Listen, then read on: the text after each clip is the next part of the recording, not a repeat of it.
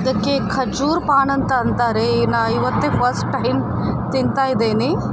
ಹೆಂಗಿದೆ ಅಂತ ನೋಡು. ಜಸ್ಟ್ 5 ರೂಪೀಸ್ ಅಂತೆ. ಚೆನ್ನಾಗಿದೆ ಅನಿಸುತ್ತೆ.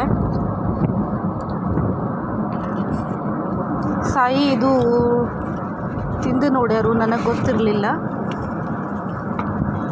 ಅವರು ಚೆನ್ನಾಗಿದೆ ಅಂತ ಹೇಳಿದರು.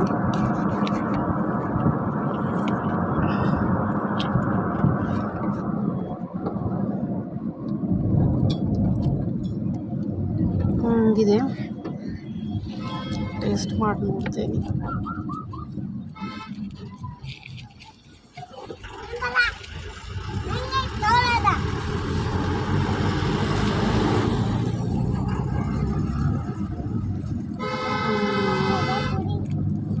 ಚೆನ್ನಾಗಿದೆ,